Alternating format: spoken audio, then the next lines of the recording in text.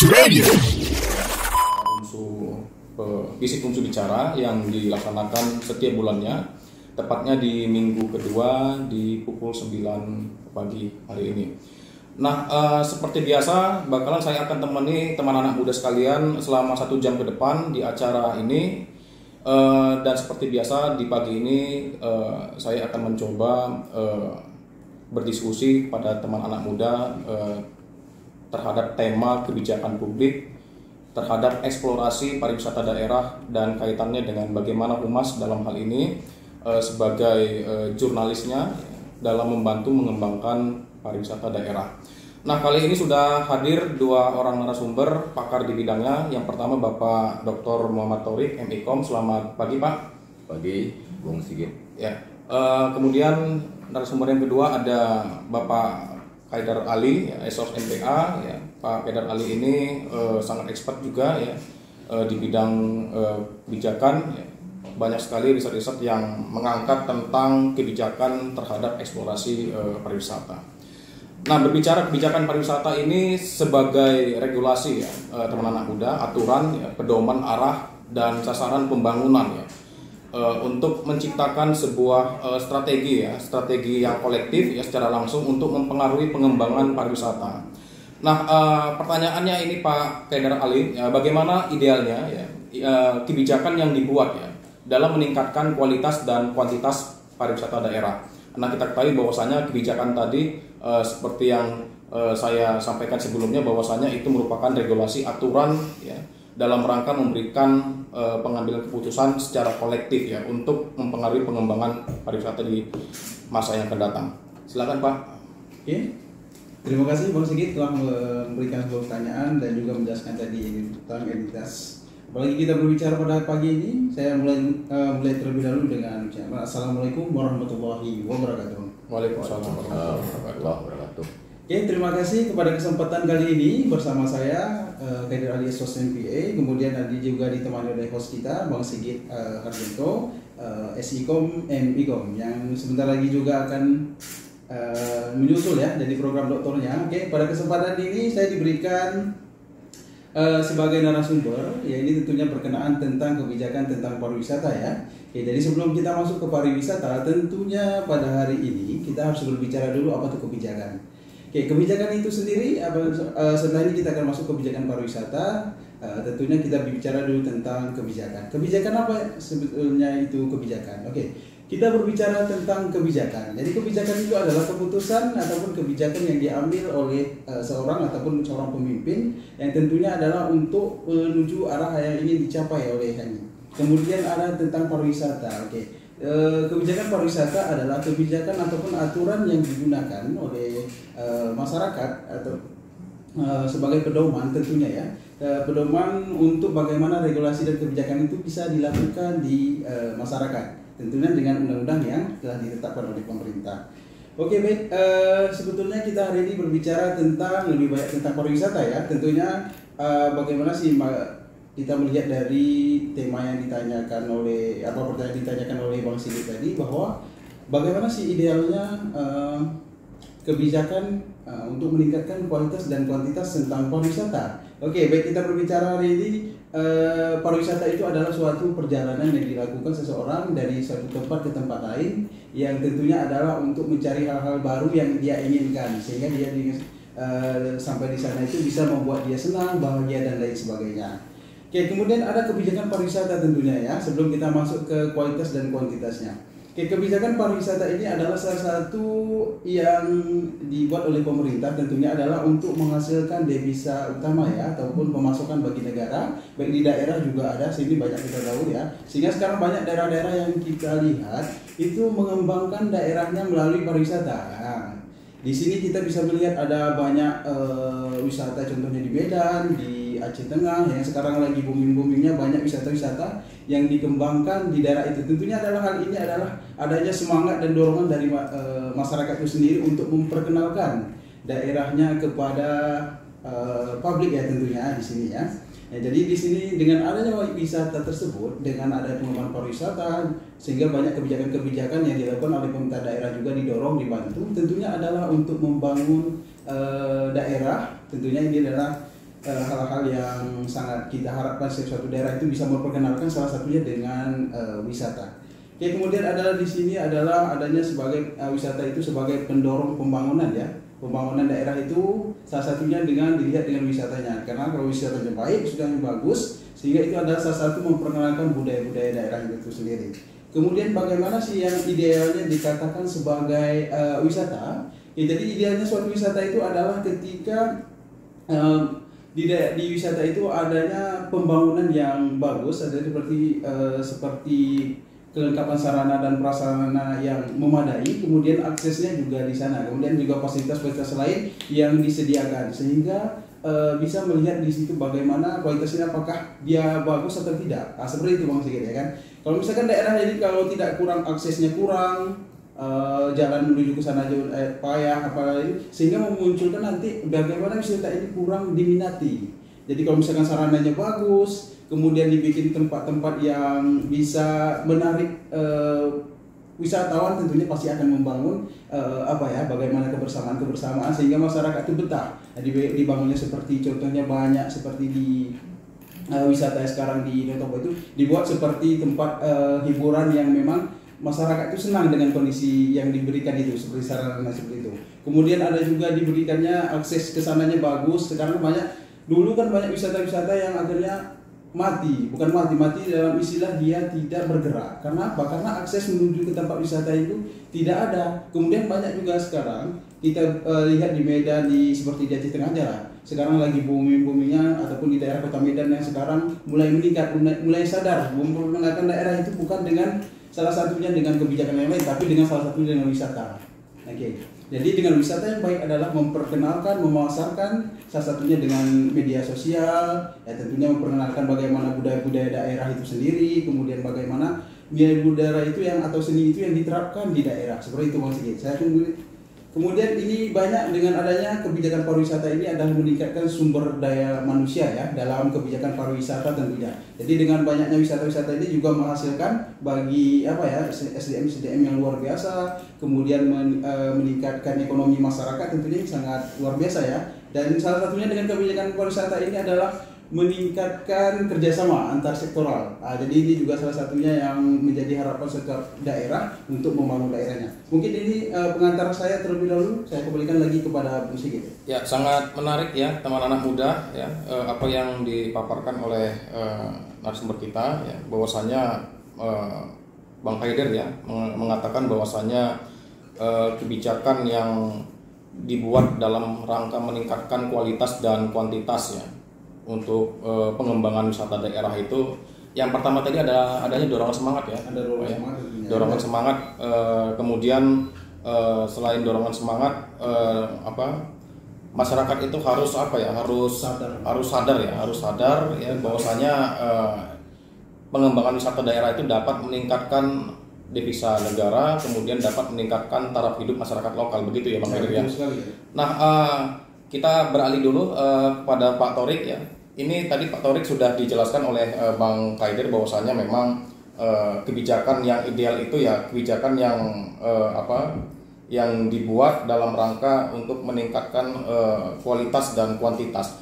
Nah, pertanyaannya Bang Pak Torik ya, jika wartawan ya Pak ya dalam hal ini PR ya sebagai humasnya ya Pak ya di pemerintah, menurut Pak Torik kegiatan seperti apa yang layaknya dilakukan oleh humas itu untuk memasarkan kualitas dan kuantitas potensi wisata di daerah itu Pak?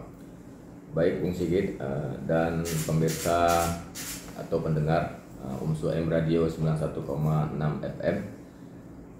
Diskusi ini menarik ya ketika pariwisata itu bersinggungan dengan teknologi digital. Nah, di dalam satu perubahan saluran komunikasi, disitulah muncul tuntutan teknologi digital itu bisa mengeksplorasi potensi-potensi yang ada di satu daerah, terutamanya dalam sektor pariwisata. Nah, public relation tentu sebagai praktisi di dalamnya untuk menggunakan saluran-saluran teknologi digital itu menjadi sebuah sarana untuk menyampaikan pesan ya, pesan yang berkaitan dengan potensi pariwisata di satu daerah. Nah, yang menjadi fenomenanya sekarang adalah PR itu, tuntutan PR itu banyak menghendaki profil-profil dari teman-teman jurnalis, dan itu sudah banyak dilakukan di Kota Medan ya. Pariwisata Kota Medan misalnya itu di dalamnya dikelola oleh teman-teman jurnalis. Saya kenal sih sebenarnya siapa-siapa teman-teman jurnalis itu yang mengelola saluran-saluran teknologi digital yang dimanfaatkan untuk menyampaikan potensi-potensi itu, potensi-potensi daerah.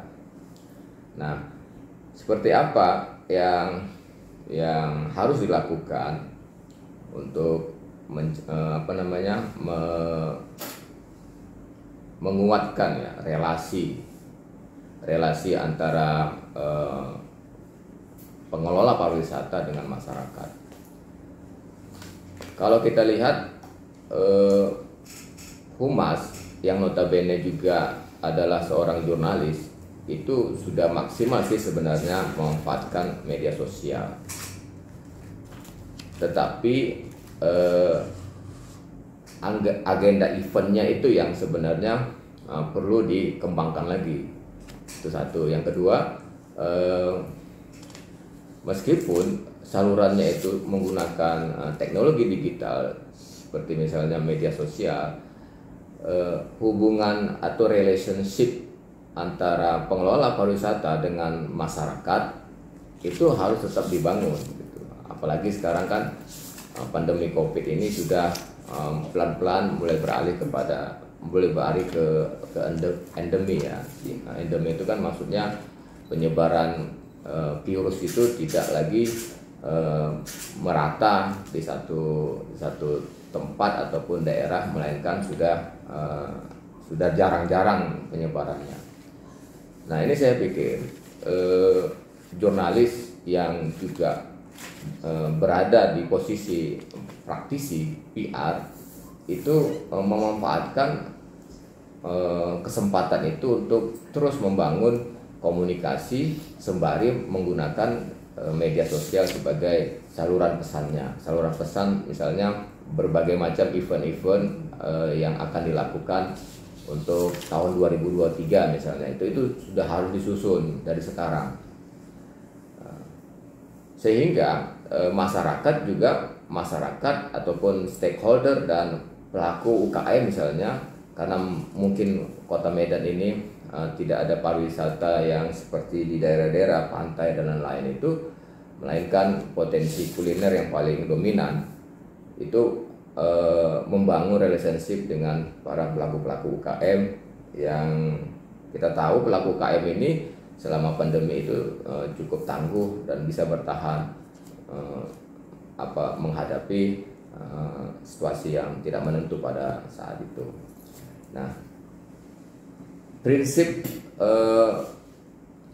public relation itu kan selain menggunakan saluran media untuk menyampaikan pesan apa yang ingin disampaikan kepada masyarakat atau apa yang ingin dipromosikan kepada masyarakat, juga komunikasi secara langsung kepada masyarakat juga harus dimanfaatkan juga.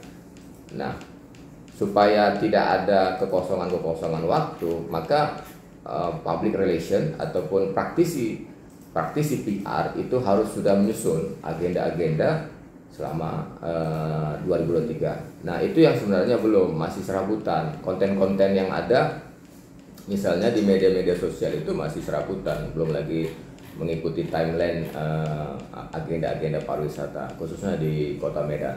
Nah, harapan kita dengan media yang terbuka dan kita semuanya bisa menggunakan masing-masing media sosial itu sudah menjadi sebuah strategi, sebuah peluang dan juga potensi yang bisa kita kembangkan, tetapi pemanfaatannya memang harus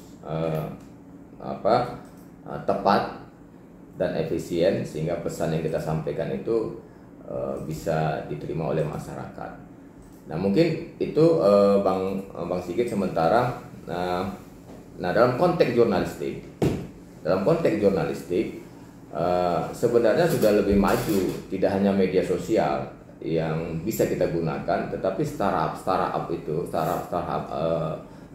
berita melalui aplikasi yang sebenarnya bisa kita bangun itu bisa mendukung sebenarnya lebih cepat, lebih kuat dan lebih tepat untuk menyasar para audiens misalnya dan masyarakat ataupun penikmat pariwisata dalam berbagai macam sektor sektor pariwisata, bidang kuliner dan segala macam. Nah sebenarnya itu juga harus dimanfaatkan startup berita itu, karena memang startup berita itu menjadi sebuah fenomena jurnalistik di masa depan dan sekarang sudah mulai terasa. Itu mungkin Bang Sigit. Baik, terima kasih Bang Torik dan Bang Haidir. Kita break dulu ya Bang ya. Oke. Baik, teman anak muda, kita break terlebih dahulu. Tetap stay tune ya di Umsu Radio, jangan kemana-mana. Kita akan kembali setelah iklan berikut ini. Lebih santai dan lebih santai, Lebih damai. jadi Enak supaya aja. kan pendengar itu kasih waktu untuk Berpikir. mendengarkan apa yang kita sampaikan. Baru pertama. Nah, itu biasa ngomong di depan orang banyak kan. Lu pun Kayak nggak langsung Iya. depan orang banyak. Iya.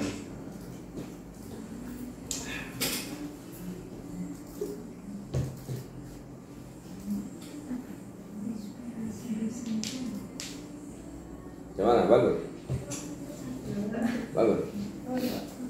Betul lah. Tepatnya di minggu kedua.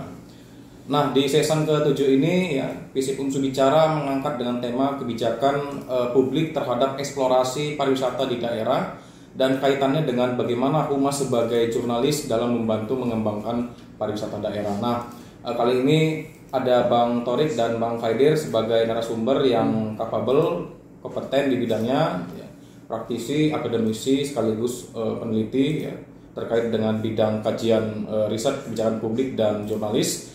Nah, berbicara kebijakan kepariwisataan ini terkait dengan perencanaan kepariwisataan ya Bang Haidir ya. Ya. Nah, jadi perencanaan kepariwisataan ini memperkuat kedudukan kebijakan kepariwisataan pada hakikatnya ya dalam pembangunan ya Bang Haidir ya. Nah, model perencanaan ini memang seyogyanya mencakup penerapan harus dari visi dan misi yang sudah ditentukan oleh pemerintah daerah. Nah, menurut Bang Haidir, Bang, dalam turunannya dari visi dan misi yang sudah dilakukan oleh pemerintah, turunan itu kan adalah program ya Bang ya.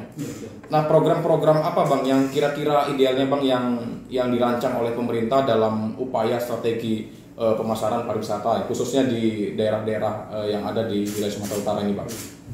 Baik, terima kasih Bung Sigit telah masuk ke sesi berikutnya, pertanyaan tentang bagaimana program-program pemerintah itu sebetulnya itu bisa dilaksanakan sehingga masyarakat itu bisa lebih maju ya, lebih modern ataupun lebih berkembang dari status yang lama menjadi status yang baru yang lebih efektif dan efisien ya.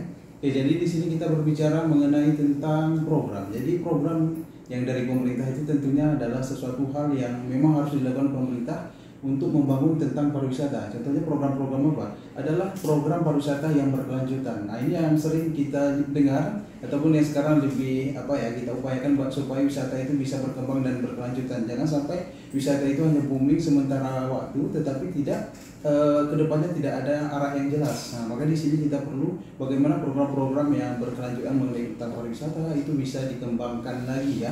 Apalagi di Medan contohnya adalah banyak di Sumatera Utara banyak wisata-wisata yang akhirnya tidak hidup ataupun tidak berkembang di kalangan masyarakat. Tentunya ini akibat apa? Karena tidak adanya program-program yang jelas dari pemerintah itu sendiri. Nah, jadi dari hal ini bagaimana seharusnya pemerintah itu mampu membuat kebijakan yang tentunya adalah supaya wisata itu bisa berkembang. Nah, salah satu program di sini adalah Contohnya adalah tadi program pariwisata yang berkelanjutan.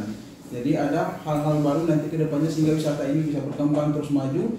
Contohnya kita lihat saja banyak wisata di Kota Medan ya, seperti kebun binatang yang mulai tak terurus. Nah, itu kan wisata-wisata yang sini ya, ataupun tempat-tempat wisata. Tetapi sekarang ada beberapa hal memang wisata yang terus dikembangkan, seperti wisata pemandian air panas di Pariban. Itu sungguh luar biasa ya. Itu program-programnya jelas. Itu walaupun dia bukan di Kota Medan, langsung di pemerintahan Kabupaten Karo itu sendiri, itu adalah membuktikan bahwa pengembangan wisata di sana mereka peduli bahwa kebijakan yang dibuat oleh pemerintah itu sendiri, mereka mau membantu ataupun mendorong masyarakatnya sehingga untuk mengembangkan masyarakat ini bisa lebih lebih dikenal oleh publik lah tentunya di sini ya, ataupun masyarakat luas nih. Nah, makanya di sini program-program ini seperti peduli lingkungan dan lain tentang itu pasti tentunya dengan pariwisata ya. Jadi hal ini yang membuktikan bahwa memang ketika wisata itu didukung dengan program-program ini, tentunya salah satunya adalah dengan menetapkan harga, memasarkan dan lain sebagainya, tentunya dibuat sarana seperti akses yang disampaikan tadi, itu adalah salah satu program-program yang memang harus dikembangkan dan masyarakat pun mudah untuk menuju ke daerah sana. Sekarang seperti wisata di Pariban itu, pengembangan dari satu model yang sebelumnya banyak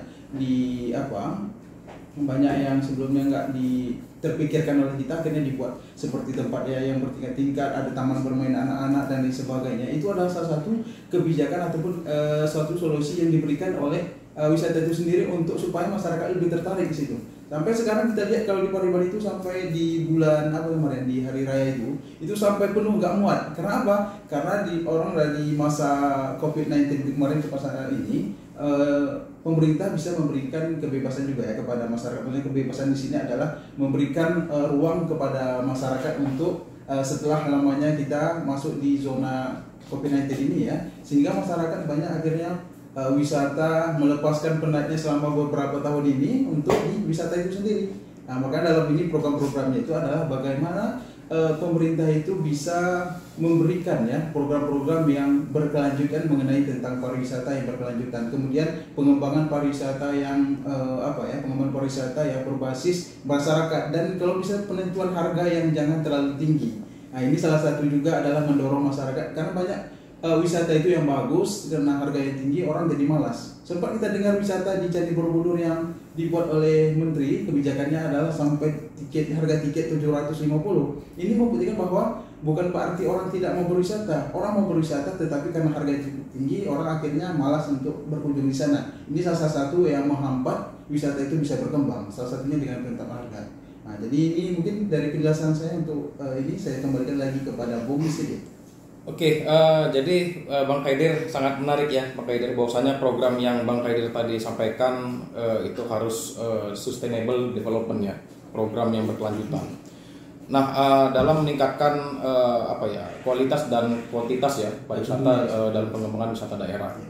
Nah, kita berbalik ke Bang Torik. Ini Bang tadi Bang yang disampaikan oleh Bang Kaidir bahwasanya program pariwisata ini yang kira-kira itu layak itu dilakukan itu adalah adanya kepedulian tadi Bang ya. Betul. Adanya kepedulian instansi dan mengajak masyarakat dalam hal peduli lingkungan. Nah, apakah kegiatan-kegiatan sadar lingkungan ini menurut Bang Torik ini penting Bang diekspos ke media-media Bang, agar adanya point of interest masyarakat untuk melihat dan pada akhirnya akan timbul ketertarikan masyarakat untuk berkunjung. Ya, tugas ataupun fungsi seorang PR seperti itu, memang dia membangun relationship dengan masyarakat setempat. Mungkin ada ingin diekspos satu lingkungan yang bersih misalnya. Nah, PR harus membangun relationship dengan masyarakat setempat. Jadi tidak hanya programnya itu bergerak dalam bentuk saluran pesan pakai media sosial, tapi dan juga turun ke lapangan. Program-program tentang lingkungan bersih, lingkungan sehat segala macam itu bisa dikembangkan juga, bisa dikembangkan oleh pemerintah setempat. Hanya saja kan antara dinas-dinas terkait yang menangani persoalan lingkungan misalnya itu belum pada staf-stafnya di dalam itu belum memahami bahwa ada potensi pariwisata di bidang lingkungan yang bersih, lingkungan sehat dan lain segala macam.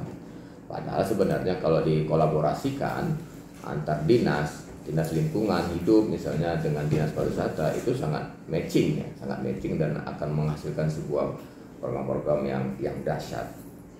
Terpenting adalah kepala daerah itu harus mensosialisasikan di internal birokrasinya bahwa bidang pariwisata ini sangat penting, dan ini sudah harus ada di dalam jiwa masing-masing staf yang ada di antar dinas gitu. Sehingga segala kebijakan-kebijakan itu semuanya berorientasi pada kepentingan pengembangan potensi pariwisata. Nah, khusus di Medan misalnya, Medan ini kan kota jasa dan pada masa wali kota dulu akan membangun potensi pariwisata di daerah pesisir Medan Utara misalnya. Tetapi di sana kan infrastrukturnya juga belum mendukung sehingga untuk masyarakat saja belum bisa dimanfaatkan secara baik, apalagi untuk berbagai macam potensi yang akan dikembangkan pada aspek kepariwisataan maritimnya misalnya gitu. Nah, ini juga masih punya kendala. Nah, peran humas di dalam sebuah birokrasi itu tidak lagi seperti peran humas pada zaman-zaman dulu gitu. Nah, peran humas itu dia tiap hari harus memberikan masukan-masukan kepada kepala daerah, terutama berkaitan dengan pengembangan pariwisata. Sebenarnya tidak hanya pengembangan pariwisata, tugas seorang PR, bidang-bidang yang lainnya gitu. Tetapi menurut saya, karena potensi pariwisata itu sudah fungsi dan manfaatnya itu seperti urat nadi bagi masyarakat, maka menurut saya apapun yang disampaikan oleh seorang PR kepada kepala daerah setiap pagi misalnya itu pasti akan berbau tentang pariwisata. Misalnya pengelolaan sampah di satu tempat itu pasti akan berkaitan dengan pengembangan potensi pariwisata. Jadi kalau misalnya daerah itu bersih, maka ide kita bisa mengembangkan pariwisata di situ. Jadi dari hal-hal yang sederhana akan bisa menghasilkan sebuah potensi pariwisata. Nah, memang PR itu tidak bisa seperti tidak tidur, dia akan terjaga selama 24 jam. Maksudnya dia bukan nggak tidur, dia tidur, tetapi dia terus mengupdate informasi dari berbagai macam komunikasi yang dia bangun yang dia bangun setiap hari di masyarakat. Dia akan terus berkomunikasi dengan Kepling, dia akan terus berkomunikasi dengan lurah, kepala desa, dia berkomunikasi kepada camat, ya kan? Kemudian dia berkomunikasi kepada staf-staf, ya mungkin eselon 3, eselon 2. Nah, kemudian dia akan mengupdate informasi itu pagi hari kepada kepala daerah. Selain dalam penggunaan dan pemanfaatan media sosial itu. Nah, pokoknya semua kebijakan di antara dinas-dinas itu, baik itu yang jangka pendek maupun jangka panjang, itu pasti akan berbau pada bidang-bidang pariwisata. Nah, sudah mulailah misalnya di Kota Medan itu menselaraskan dan mengkolaborasikan seperti tagline-nya Kota Medan, kolaborasi mewujudkan Medan Berkah misalnya, itu kan sudah mulailah berorientasi kepada pariwisata. Jadi kolaborasinya itu dan mewujudkan Medan Berkah itu berorientasi pada pariwisata dan jasa misalnya gitu. Nah, kemudian yang paling penting adalah jangan sampai pengembangan potensi pariwisata ini seperti pemadam kebakaran gitu. Ya kan, misalnya ini ada agenda 17 Agustus itu kan. Nah, masyarakat kan mau tahu apa kalender event yang berkaitan dengan pariwisata di Kota Medan. Misalnya Pemko Medan akan akan mengadakan satu apa namanya tuh, kalau di satu stasiun televisi itu program apa, masa akbar misalnya gitu kan, masa akbar. Kemudian seorang PR itu membangun relationship dengan media-media. Nah, tetapi program itu memang sudah harus dibuat dalam sebuah kalender event gitu, sehingga orang akan mengagendakan apa yang diagendakan oleh Pemko, kemudian itu disosialisasikan di media sosial, dan itu juga menjadi agendanya masyarakat. Nah, sekarang kan seperti pemadam kebakaran, event-event itu dilaksanakan, ya kan, sehingga orang tidak merasa, masyarakat Medan tidak merasa agenda yang dibuat Pemko itu menjadi agenda masyarakat. Nah, jadi jangan sampai bertolak belakang antara program Pemko Medan dengan program masyarakat. Nah, kalau itu tercipta, maka yang kita salahkan public relation-nya, PR-nya yang tidak bisa menselaraskan peringkat event, program-program antar dinas dalam sebuah birokrasi pemerintah daerah. Apapun ceritanya sekarang, peran PR sangat sentral lah. Ya. Pokoknya kemana kepala daerah, disitulah pasti ada PR. Kemana kepala daerah pasti ada PR. Kalau misalnya kepala daerahnya ada menerima tamu-tamu segala macam, pasti ada PR situ. Pokoknya apa yang ingin disampaikan seorang kepala daerah itu sudah diagendakan oleh PR. Nah, kalau misalnya seperti ini fungsi PR-nya, ya kan, selain mampu untuk mengelola saluran komunikasi, media sosial dan lain-lain, juga mampu membangun saluran komunikasi di luar media sosial, artinya secara luring ya. Nah, itu satu yang yang ingin saya sampaikan. Kemudian berikutnya, nah, penggunaan media sosial ini kan juga disesuaikan dengan generasinya ya. Nah, sekarang generasi banyak digital native kan, generasi digital native, artinya itu kaum milenial dan generasi Z segala macam. Nah, dalam pemanfaatan saluran komunikasi potensi pariwisata dengan menggunakan media sosial, itu juga harus menetapkan sasaran-sasarannya. Kalau anak muda misalnya, dia kepingin apa? Anak-anak muda kepingin apa?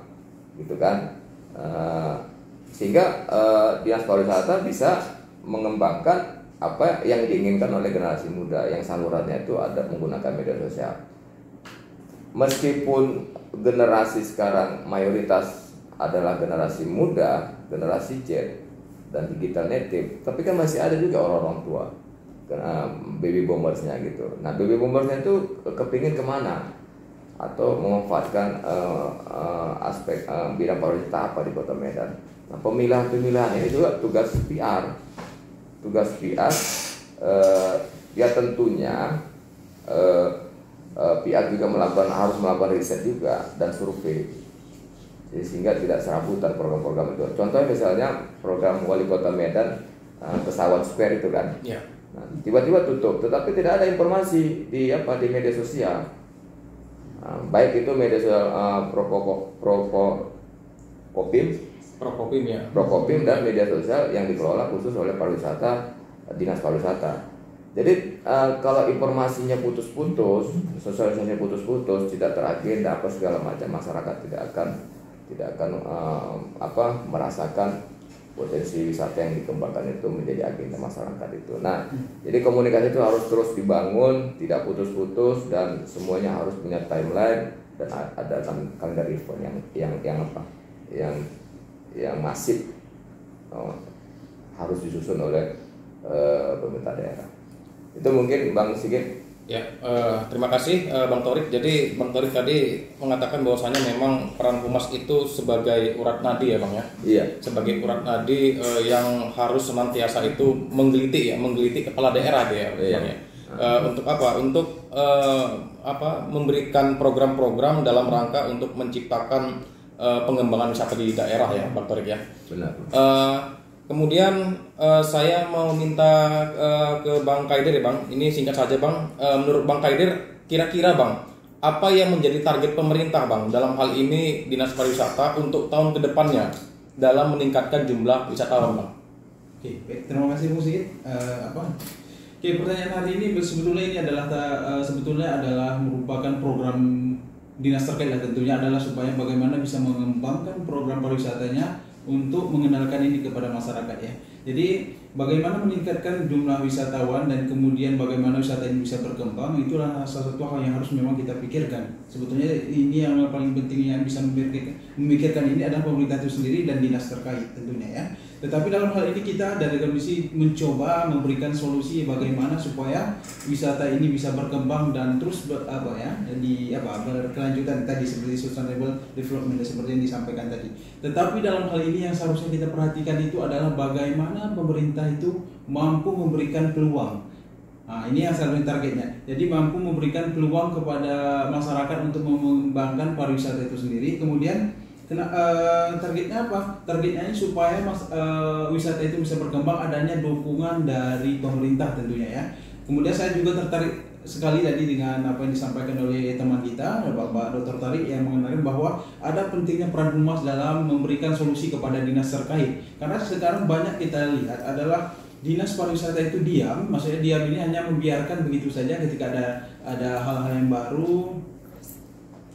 Itu didiamkan sehingga apa akhirnya tidak berjalan dengan efektif. Makanya perlunya adalah dukungan dari seperti ini. Jadi target pariwisata ini apa? Dia membuat program-program seperti yang lain yang kita sampaikan tadi, sehingga dengan program-program tersebut masyarakat itu bisa berkembang. Kemudian ada pengenalan dari melalui media sosial seperti yang disampaikan tadi. Modal media sosial ini adalah perannya sangat penting dalam kebijakan publik juga. Perannya itu adalah memberikan masukan sehingga masyarakat itu sekarang nggak lagi apalagi zaman yang sekarang ya, itu tidak lagi melihat dari dari teman gimana enggak. Sekarang orang ini simpel aja lihat misalkan di Instagram atau yang menggunakan lainnya adalah wisata ini. Kalau misalkan dengan wisata promosi aja dengan media sosial itu dengan dibuat dan kreasi yang sebaik mungkin, itu tentunya orang akan tertarik di situ. Hanya media sosial, tapi walaupun dalam kenyataannya memang mungkin tidak seperti realita ya. Jadi maka dalam hal ini bagaimana pemerintah itu mau mendorong masyarakat ini ataupun wisata itu terus dikembangkan, kemudian menggunakan media sosial ini tentang wisatanya seperti apa, mengembangkan. Ini kan sudah disampaikan oleh Bang Tor tadi tentang ini adalah bagaimana perannya, kemudian trennya. Kemudian kan sekarang masyarakat anak-anak zaman sekarang ini itu lebih ke bagaimana sesuatu yang baru, sesuatu yang tren, yang lagi boomingnya lagi apa. Kalau misalkan dengan media sosial ini kita mampu memberikan ini, maka target dinas pariwisata ini tentunya akan bisa berjalan dengan lancar. Kenapa? Dengan adanya program-program yang dibuat ini, wisatanya dikembangkan, kemudian didukung, sehingga target-target apa yang menjadi dinas terkait ini tentang pariwisata ini bisa berkembang. Seperti itu. Mungkin itu adalah penjelasan singkat dari saya kembalikan lagi ke Bung Sigit. Terakhir ini Bang Torik, tadi yang disampaikan oleh Bang Kaidir, Bang, bahwasannya memang target pemerintah itu ya dalam hal untuk meningkatkan jumlah wisatawan itu harus diperbaiki dulu ya di dalamnya gitu ya Bang. Bahwasanya pemerintah itu juga harus bekerjasama dengan humas pemerintah dalam hal pengembangan wisata, tetapi harus merangkul masyarakat ini ya Bang ya. Harus merangkul masyarakat, dan pemerintah sekaligus humas itu harus juga bisa memprediksi ya, meramal apa kira-kira yang dibutuhkan oleh masyarakat atau publik. Nah, dalam pandangan jurnalistik ini Bang, kira-kira iklan seperti apa Bang yang idealnya itu Bang yang diinformasikan dalam meningkatkan minat pengunjung wisatawan Bang? Nah, iklan sekarang sudah beralih dari teks kepada video. Nah, perubahan zaman yang menghendaki konten yang menarik seperti itu. Nah, foto itu lebih bagus daripada tulisan. Nah, foto yang kaku misalnya, foto yang kaku itu sekarang sudah ditinggal zaman juga, atau ditinggal oleh generasi digital native itu. Foto sudah beralih kepada video.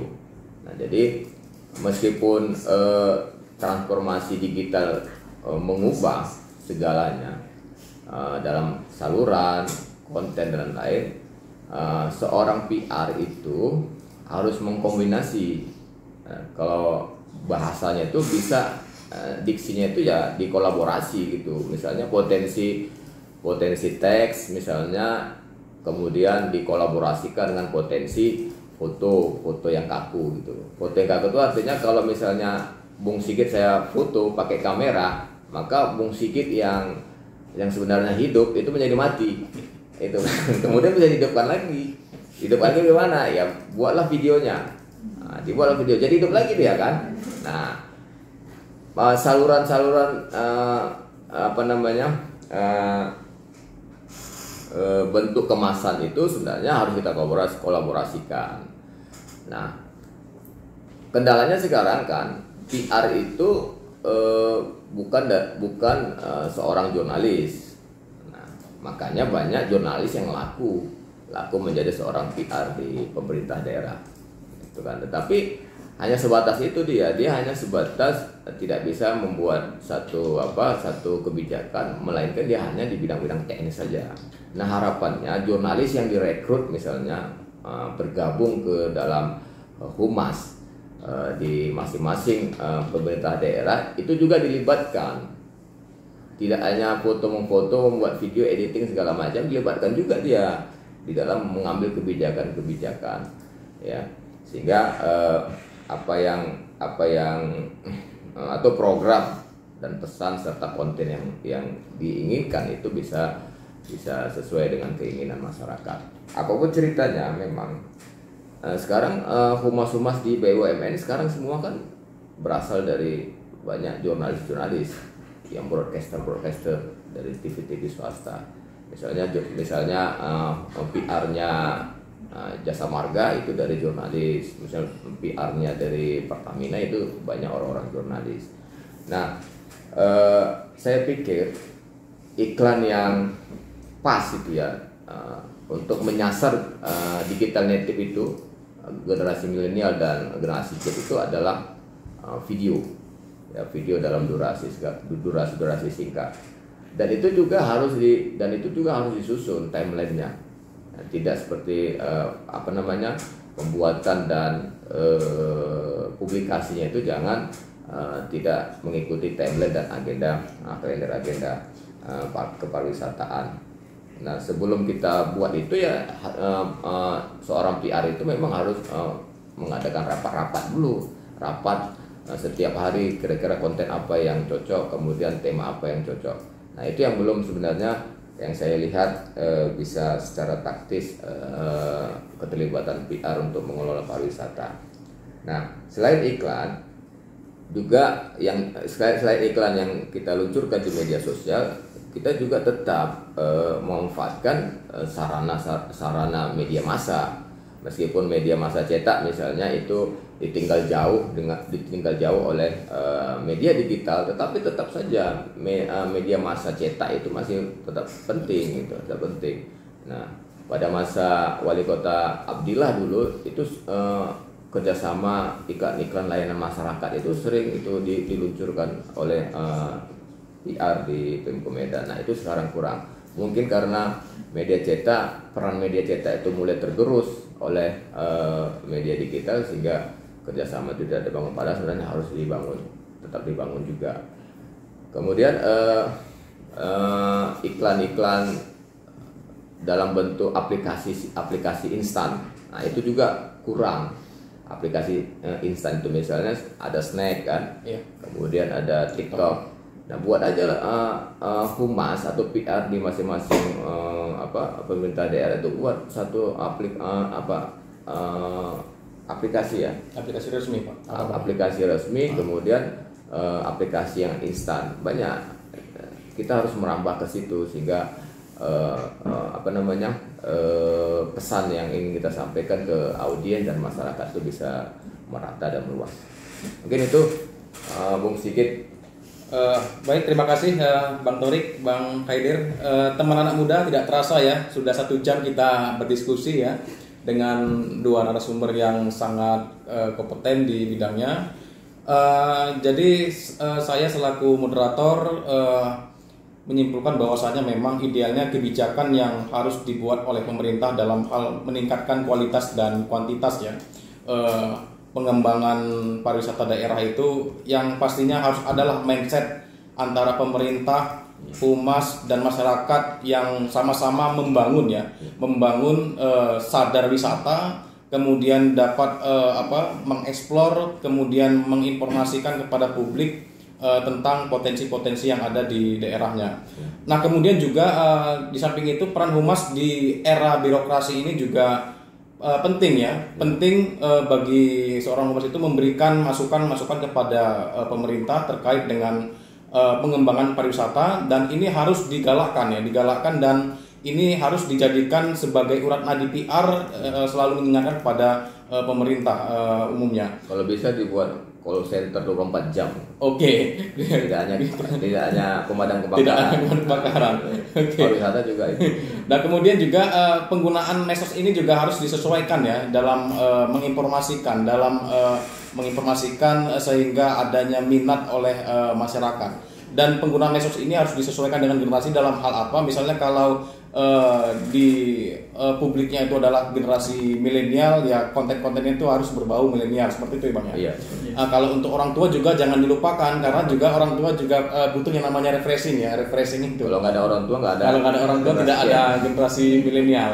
Tidak terasa sudah 1 jam kita bertemu berdiskusi teman anak muda.